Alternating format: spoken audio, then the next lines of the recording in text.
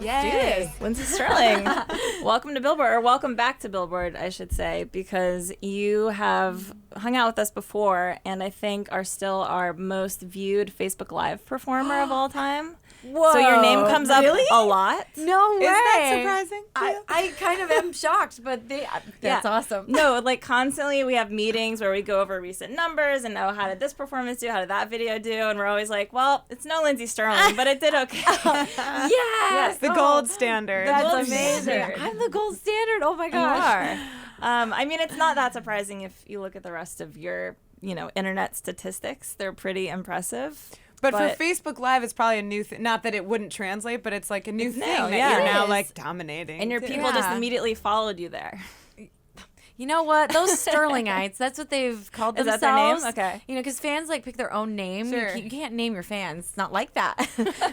So my Stirlingites, they're awesome and so loyal and just, uber supportive. I feel so lucky that I have the sweetest and most, loving fan base. I'm curious if you can lump them, if there is a fan base that you could say what age or what because your music is so genreless, right? Which is such an exhilarating, unusual thing that you can really. Or I would say it crosses all genres. It's opposite genreless. Okay, every genre.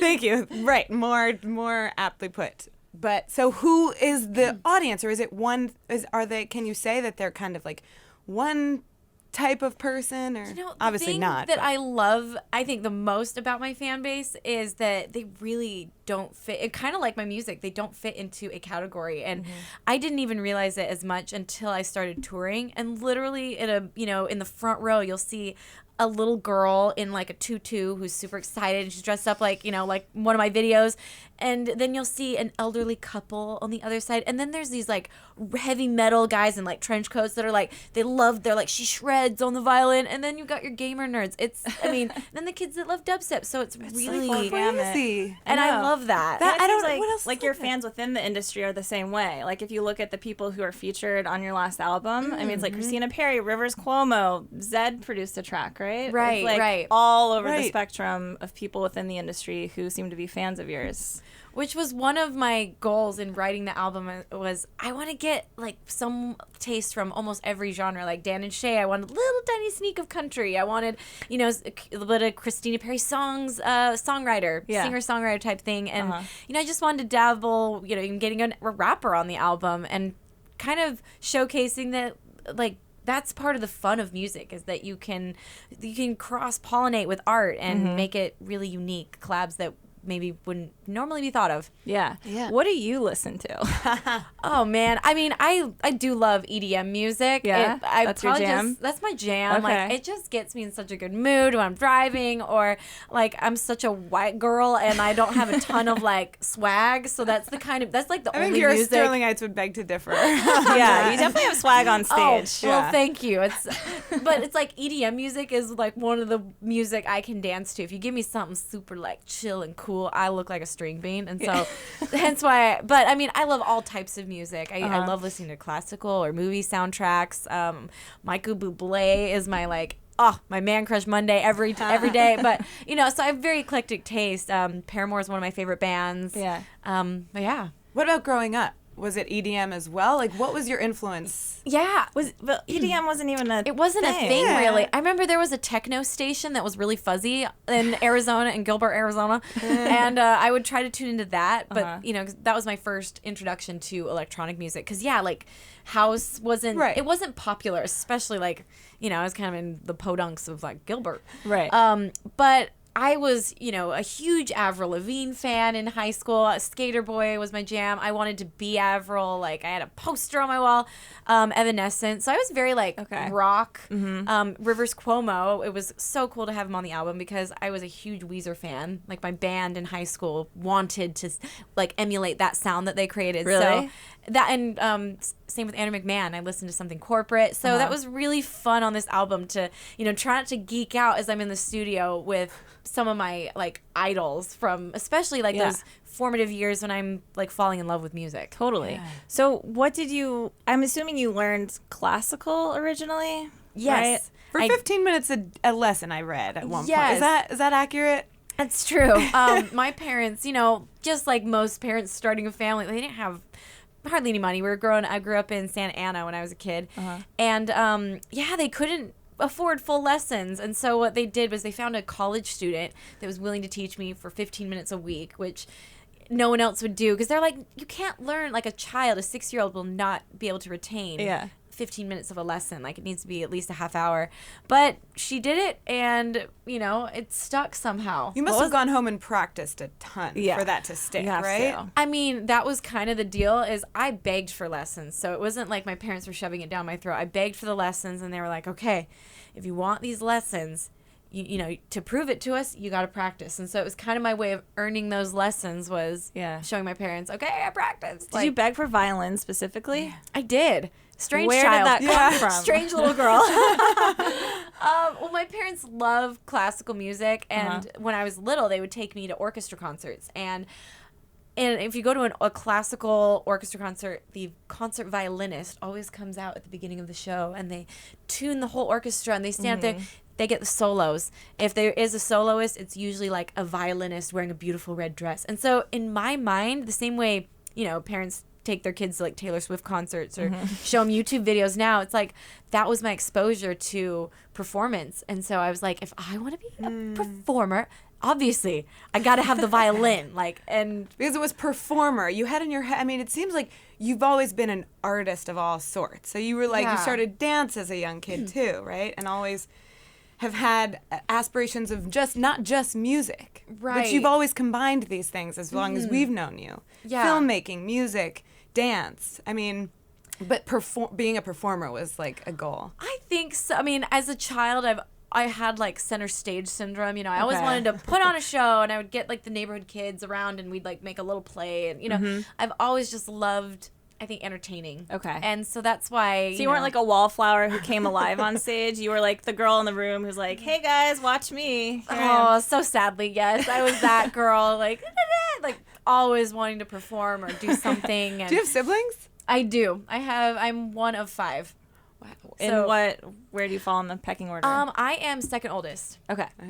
So was it a big family of laughs and performance? Was everyone involved in these things, or was it kind of like you're fighting to get the attention because there's so many of you? In a way, I think that's part of where I get it is, when you get lumped in the middle of the family a little bit, you're just like, look at me, look at me, look at me. I deserve attention too.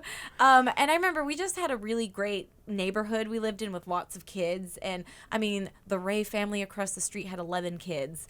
And so we would get them to be involved in our shenanigans, and everything from little talent shows where we would pass out flyers for the neighborhood and like sell tickets for $1. Like, we were little entrepreneurs / performers in the neighborhood. And, it made like my childhood so magical, like having that. Yeah. Amazing. I mean, that's why. Did you take dance at that time as well? Like, were you actively pursuing all of these things, or? No, actually. So when I was begging for violin lessons, simultaneously I begged for dance lessons. And that was, so my mom took me to a violin lesson and she took me to a dance class, and it was like, you have to choose. And I chose the violin and really didn't do much with dance until I was in my 20s. And then I was like, I really want to perform. I don't want to just, impress people. I wanted to entertain and make it unique. And so I started teaching myself to dance. So I was just wondering, when did you start breaking out of the classical music thing? When did you start incorporating other stuff? When were you like, and now I'm going to have a band that sounds like Weezer? Yeah, right. Yeah. Well, in high school, I joined a rock band of some friends, and I was like, I'm going to sneak my way into this band because, the boys in there were really cute, and I had a crush on all of them. And so I was like, I'm going to use my violin to get me some boys. First time you're like, I'm not going to be a groupie. I'm going to be in the band. Yeah. You know what? I was a smart girl in just a few ways, and that was one of them. So they're like, you play violin, you can't be in our rock band. And I was like, yes, I can. But it was funny also. I was like, I don't know how to talk to them, but I could at least, I was so like awkward with boys. So I was like, but if I can be in their band, I'll infiltrate my way in. It was all dudes and you? All dudes and me. Yeah. Stomp That's on awesome. Melvin. Woohoo. Thanks, guys. We're still friends of mine until this day. Nice. I'm sure they thought that was pretty hot. Yeah. As hot as an awkward, like, 16-year-old girl. Everyone's awkward when they're 16. Exactly. You look back, even the cool kids were awkward. Yes. Definitely. Believe that, kids. It's true. It's true. But yeah, I started to like kind of dabble in it then. And it was when I went to college. I was actually about to go to college for music and study and major in performance. And all of a sudden, that was a time when I just realized I don't love this anymore. Like I'd been so burnt out by this classical regiment that works great for some people, but I'm so much more, I realized I've been playing music that was written hundreds of years ago, playing it the same exact way that everybody, like, you put a sheet gets put in front of you, you play it. And I decided to go in a different direction. Didn't study music. I actually ended up studying film. And I was like, I'm going to just make violin fun. I'm not going to quit. So I went on this search to kind of find my passion. I started playing with all sorts of different groups, be it country, be it indie rock, started dabbling in electronic music, and through this like search, that's why my music is so eclectic, is because I really just went on this random search trying different things until I found what I was like, I love to write, I love to create, and I suddenly got this vision of this weird dancing, and that's when I started to teach myself to dance. Wow, awesome. What did you do with the filmmaking? And what was your vision for that? Oh, well, along with, loving to do little plays and, perform that way, I loved video. I fell in love with video editing in high school. I took a little video editing class. What was the software that you were using then? Oh, well, Stars and editors. And now she's gonna really? Yeah. It's funny. I don't think anyone's ever heard of it. I used this little program first called Rex Edit. It was like way back in the day before editing software was like on everybody's laptop. Right. I mean, it was this little program that was very like not good and crude, and but yeah. What would you film? Like, you had a little camcorder and you would had just a little camcorder, and then I'd hook it up. I mean, super gadgety, like nerdy. I would hook it up to this VCR that would then hook into the computer, so I could press play and record these little tapes onto my computer. And in Rex Edit, and then I used a program called Edius later. Okay. Again, no one's ever heard of. I don't know if I was the only one that ever used these, because nobody's ever heard of them. Now I use Premiere and Final Cut mostly, but what did you make hilarious videos of yourself the way that you do now still? They are hilarious. Where are those early videos? Oh, they're in my computer. They're crazy. The funny thing is, we would take it so seriously, and like the first video I did was to Avril Lavigne's Skater Boy, and me and my friends made this music video pretending to play the guitar and like lip sync, taking it way too seriously. But like, we loved this, and so I remember we tried to make I tried in my backyard to use like fire to make special effects, like an aerosol spray can to in front of a green screen that I created. I mean, I was all out trying to be impressive. Like a filmmaker. Yeah.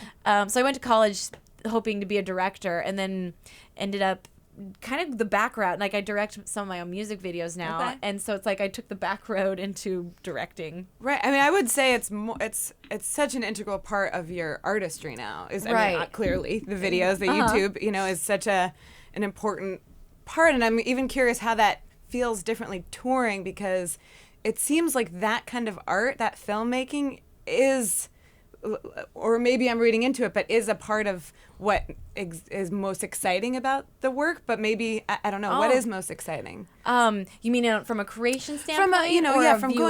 From a creation. Oh, I love making the videos. It is such a part of the whole art for me. Like, even when I'm writing, a lot of times, if I'm having a hard time coming up with a melody or something, a lot of my songs are like kind of spin out of a video idea. I was wondering that, especially with this new video. I was thinking, like, did this come first? Did the concept or no? The movie? What are you talking about? The one where you're like in the it's like Game of Thronesy. What was that? Oh, the arena. Yeah. Or maybe is that not as new? Sorry. No, it's new. They're all new-ish. Right. They're all floating there in the internet. But I don't know what made me just be like this. I wonder if you just imagined this and then came up with a melody or something from it. But that does sometimes happen. That was one where I went in. I actually had a quote that I went into the studio with, and I was like, the quote was called "The Arena." And I told the producers, I love this quote, and it's not the critic who counts. The only opinion that matters is the one who actually is in the arena fighting the fight and falling down and getting scraped. It's this, I'm butchering it, but it's an amazing quote. It's at the beginning of the video. And so, I was like, so imagine like what it feels like if it was going to be like stepping into the arena, and that's where but a lot of my songs, like on this album, actually came from the video idea first and a concept, and then it's almost like and the producers always are like super into it. They're like, oh sweet, it gives us something to work with, a palette. And but yeah, I love making the videos. It's what makes me, like, I feel like writing the song is like we're dating. I'm dating the song and we're seeing if we like each other, and then I decide to put on the album, then we're getting serious, but then like I fall in love with the song once I make it into a video, because it becomes a story. It becomes, I feel like it becomes tangible for both me and my audience. And yeah. So I feel like we've gotten a taste of what early performer you was like and a little bit of what you're like now. So I just want to like connect the dots, because there's a little bit of confusion about what helped you break out. Was it America's Got Talent, or was it YouTube, or was it because the former led to the latter? Like, how exactly did that all go down for you? Well, I was, the struggling artist, sleeping in my car, like sleeping in airports, trying to like figure out how can I make this work. And I was what were you actually doing as a musician at that time? Like, important part. So aside from the sleeping in the car, which is tough. I found this agency that was able to get me like college gigs. Okay. And so I was flying around the country while in college, like when I would have, on weekends. Where did you go to school? BYU. Okay. In Utah. Okay. And so I would, like, on weekends fly out to some random college in a different state, do the gig, and basically I was saving all the money I could so that I could put it into creating more music. Not more music videos. It was not about that yet. Right. You were studying filmmaking yet, working as a musician. Right. And I hadn't connected the dots that were so obvious yet. But you were dancing and playing. Yes. So this is when it's funny looking back at old videos. What year was this? This is like 2005? 2000. No. Because I'm trying to figure out if YouTube existed yet at this point. Yeah, it did. 2005 was when I graduated from high school, went to college. I went on a mission, so that kind of took some time out of it. And then when I got back from my mission was in 2009 was when I really started to be like, I'm going to be a musician. I figured out my sound. I figured out what I want to do. And so I started doing these little college gigs, where I'm like trying to dance and play, and it was super awkward. Like, I look back at those videos, definitely not good yet. And I'm still learning. I mean, did you have a model for that? Did you have someone that you could point to and say, well, this person combined a classical instrument and dance? Like, it's so unusual. Did you just come up with it? Or? I'm not really sure where the idea came from. I mean, it really all started, if you want to go back to like where I got this idea. I was actually trying to earn money to go to college when I was in my senior year, and I heard about a pageant. It's called the Distinguished Young Women pageant, and it's basically they look at your grades. You have to do a talent. You have to do like the poise, we're in the evening gown, like whole deal. I was kind of a tomboy, and so I was like, well, sounds like a cotillion or something. It stresses me out. I was definitely like, I do not fit this mold, but I was like, I think I could do this. I'm good at interview. I can be well spoken, and I have good grades, and I have a talent. Why not? I can put on a dress and walk around. Cool. And so. But in this competition, when it came down to it, there were so many violinists, classically trained violinists. And I was like, we were all about the same level. It was like, who's going to just perform well that night type of thing. And I was like, no, I'm going to do something I want to put myself in a separate category from all these amazing, beautiful, perfect girls. And so I was like, I'm going to make a little rock song, and I'm going to kind of jump around as I play. And it was really like very basic, but it was enough that people were like, set you apart. Set me apart, and I ended up winning the thing, not because I was the best violinist, but because I entertained the crowd, and I put on a show, and that's where it all kind of spawned from. And I remember that moment on stage when I finished, and I heard the audience applause, and it was a different kind of applause than I'd ever heard before. It was like oh my gosh, this was fun, right? Not like she hit the notes and it sounded right. I remember thinking in that moment, like, how do I make this my life? Like, I fell in love with performing in that moment. And so I started chasing it, like, in this time and doing all these gigs. And I ended up going on America's Got Talent. A talent scout from the show reached out to me. They'd seen a little video that was floating on the web. They find stuff. They're good. And, that was not the experience I hoped it would be. I remember thinking, they really tell you when you're on these shows, this is your make or break. This is your moment. Like, if it doesn't happen here, like, this is your chance. It will never happen. Kind of, in a way. It was like, you have more eyes on you than you'll ever get anywhere else. And don't blow it. Whoa. So you're a quarterfinalist, right? I was. Okay. Quarterfinalist. And then you got some kind of tough feedback that could have sent some people packing. I mean, it nearly did. It was devastating, like to be on live TV for my make or break moment. Right. I'm surprised that they frame it that way. I would have thought that these people could be, I mean, they have the option to be nice and be like, look, you're on national TV, everyone's seeing you. You're going to do well. Like, don't worry. But this it is probably okay. helps hype the drama of the whole thing. If the For you to contestants feel- also are up there feeling like, oh my God, this is, it probably heightens right. their emotions Relation, even more. totally. They want to see those emotions on stage. You know? Well, and you hear in all the interviews, they interview each contestant, make those little reels. Yeah. And you hear people they're saying like, "This is my make or break." Like they want that Don't need to say emotion, that, yeah. and so that's how they get it. It's very much a, it's a mental game, and Yeah. performing in general is, Right. and so they really heighten it for you. And I just remember feeling like $1 million when I walked on the stage because they really hype you up and like you're, and then, I got X'd in the middle of my performance. First of all, humiliating. Second of all, I got really harsh, feedback from the judges. How did you receive that? Because the two comments that I sort of understood are like, it's not marketable, really, Yeah. and it's just too hard. Like to do both of these things really Right. well, it's too hard, which are valid. It's not, that wasn't about you. Right. It was about like what you're trying to do is like an impossible feat almost. Right. So like, was And part saying of that there's no audience for this. right, which So- is that. My guess is that after you probably felt terrible about it for a minute, you were like, challenge accepted. Right. Yeah, I And- mean, and your yeah. career now is the result of that. Totally. In a way, it was very much like, I'm not gonna lie, it took me a minute to bounce back from that. Yeah, I was sure. humiliated in front of, just everybody I knew. Anybody I ever Yeah. met was tuned in that night, and I felt like I had failed and I'd blown it. But then that humiliation started to slowly turn into motivation, and I was like, I'm not, and I'd watched it back and thought, they're right, I didn't do great. That was Okay. not appealing. That's mature of you. It was not. That was not great. But I was like, It's like my trip to the moon. Like, it's just the level of difficulty that you were trying to execute.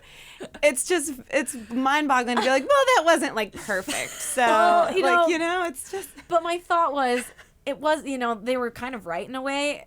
But I was like, it's not that I'm not good. It's not that Right. it's not that this can't be done. It was like, I need to work really, really hard to make sure that no one ever says that to me again. Yeah. And I started working so hard, practicing and, trying all these different things. And I remember being super disappointed that America's Got Talent didn't lead to anything. Like millions of people saw me on TV, and yet I was like, someone's going to call, someone's going to email. Some agent saw it and thinks there's something there, but Right. nothing. Well, okay, but you were discovered by America's Got Talent on the internet.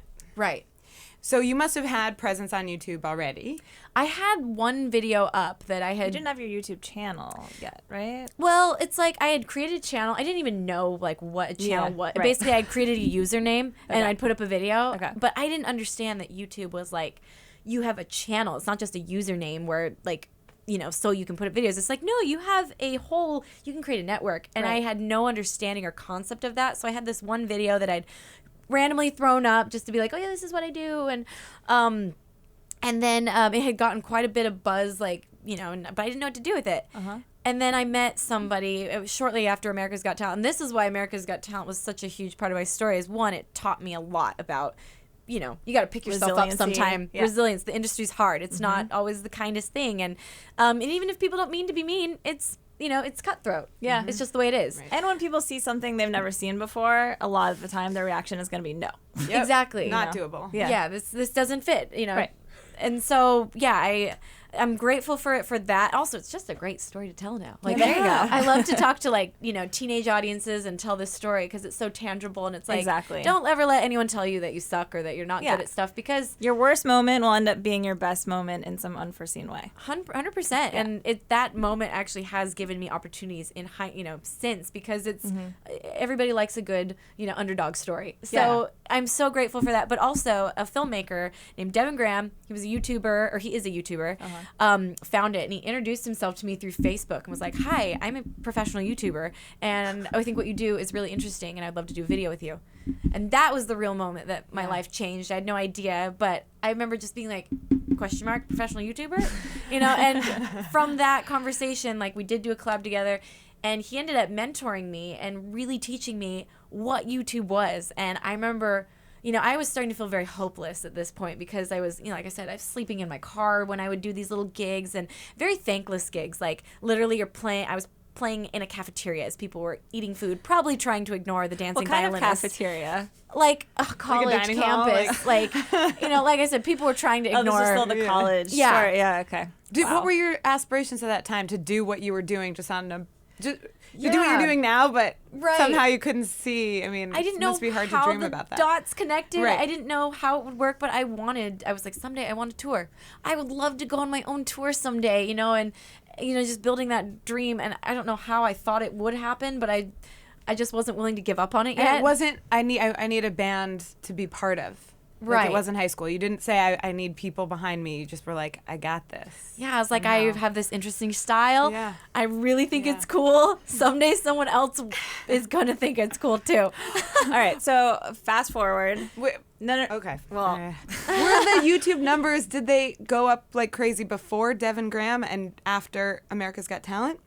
They were pretty consistent because, when you're not feeding a channel, like, you have to continuously feed something. And I just didn't understand what it was. So the YouTube views I had that one video and they were pretty consistent. People watched it sometimes. It was not a great representation of what I do anyway.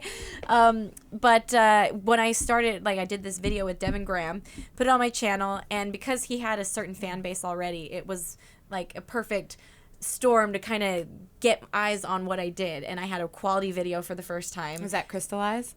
It was not. It was actually great because I had a little arsenal of a couple videos on my channel by the time I did Crystallize, which, if you have a viral hit on your first something, it's actually kind of detrimental because I don't understand this platform yet. I threw up this video, it went viral. What do I do now? There's nothing for other people to look at and say, what else does she have? And so people aren't going to subscribe to one video, and people are going to subscribe to a channel, a full form of art. And so I was so fortunate that I had all these little videos under my belt. I'd probably done about, 10 videos. And when Crystallize was released, and by then I understood the platform. I knew the strategies. I had studied it for a year and learned what is it. the strategies? I'm Okay, but I want to make sure we have enough time to talk about the movie that's coming out this Oh, month. that's right. That's why I'm here. That is. Dara Yes, gets carried I'm very- away in the minute-by-minute recounting. Okay. I'm But I have very to be excited to back talk about now. this movie. I So am that's too. what I'm saying. After all of that, you now have 9 million subscribers to your YouTube channel. Almost 1.7 billion views on your videos. Just to frame us that's in crazy. what you are doing today. Awesome. I still Totally I still insane. get blown away by I myself. can't even I'm just fathom kidding. that. This is when I'm like, how many people are in the world? And I Yeah, realize right? I don't know numbers at all because I don't even understand how that's possible. But it's Yeah. amazing. Okay, so you have a feature documentary that is about to Yes. premiere on YouTube Red. Yes. And you are the perfect person Yeah, to do totally. that. Of course, it makes so much So sense. excited Did about you it. seek this opportunity out, or did they come to you? YouTube Red, I'm tight with YouTube. Yeah. They're my Yeah. peeps. So they'd come Better to be. me asking me, do you want to do something? Like we're ears if you do. Yeah. And then when I was ready, I came to them with, I'm really proud of this show that I'm creating, and the new album, and so there was a story that I felt like I had to tell, and Yeah. I was really excited to work with them on this. However, when this was all kind of thought up a long time ago, and I had no idea the turn that this documentary was going to take, or the chapter of my life. I didn't know what it was going to be, and so it's been really interesting watching this. This year was very up and down and emotional in so many ways for me, and in a way, I'm really glad that we captured it, because it was I think it's a very different side of myself that I've learned about in this last year, and also I think is very relatable. Totally. The trailer is very intense. Yeah, it was, like I said, I Very thought this was evocative. going to be much more of a happy-go-lucky, I love touring and I'm living my dream type of a documentary. But you never know where life's going to take you, and it Totally. turned out that this year I went through lots of loss, and and it was just so I don't know, dividing, because I'm living the tour of my dreams, and I'm doing what I love, and I'm living my passion. So lucky, so blessed to be doing this, and at the same time having to fight through the days sometimes to be, not to be cheesy, but to be brave enough to get up on the stage and, and smile for my fans who are excited to see the show. So I'm assuming that means you really let the camera into your life off stage. Yeah, I did. There's definitely some heavy moments where I'm just incredibly honest with the camera about, just sometimes even those emotions affect even how you feel about yourself in moments. And, so I'm very honest with the whole documentary, how I feel about myself and what I'm going through and, the challenges my family was going through and, When did it finish shooting? We finished, it was in the fall. Oh, okay. Yeah, so we basically kind of cover the U.S. tour. Got it. And How long was that? the U.S. tour, I mean, I guess it kind of covers the world tour. So the world, we went I think it was 20 countries. And it was a span of, like, the last one was 2.5 months, and then the first one was 2 months. So it was about 5.5 months of tour life. So are you not on tour now? I just got home. Yay! Where is home? Well, I guess I'm not home. Just kidding. I know it's not New York. Home is LA. It is, okay. And I mean, I guess I say home very loosely. We were out of the States for 2.5 months. So even just being back in the US, States, yeah.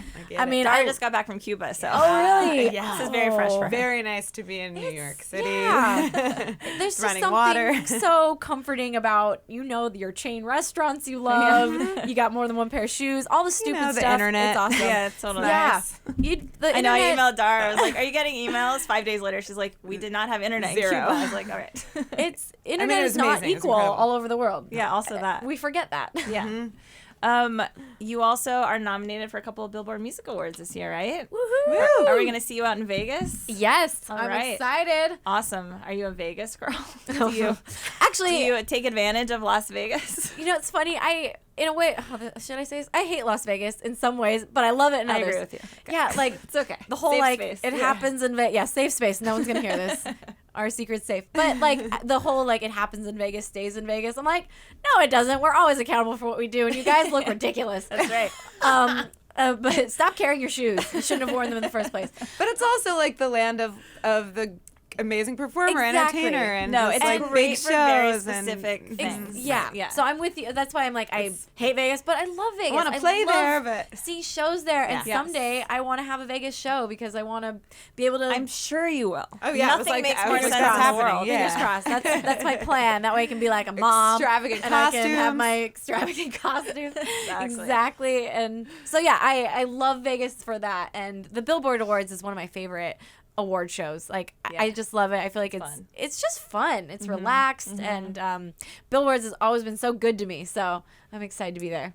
I mean, we like to pretend we can take credit for that, but it just means your music is good and people listen to it. So that's all it takes. So Ba-da-bing. thank you. Yeah.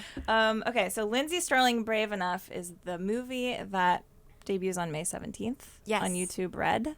So Ooh. check it out. You need a subscription to that? Is that how it works? Yeah, YouTube Red's a subscription platform, Okay. but they are making so much amazing content. It's not like you're subscribing just for my movie. No. But they have they have everything from documentaries to short films to movies.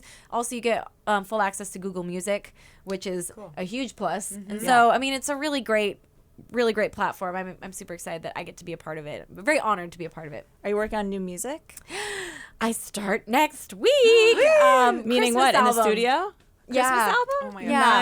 Nice. Just starting to kind of, dabble in that. And Okay. I'm super excited to, I don't know.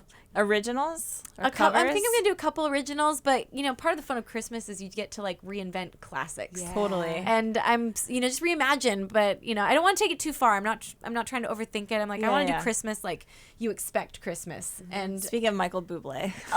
see what I mean? He does that well. He does it so Okay, well. so favorite Christmas song? You know what? I might say Carol of the Bells. I love. Wow. Oh my god, that'll be amazing. I know. I'm Are you doing- Is it on the album? No, it's going to be on the Oh my album. gosh. Whoa. Yeah.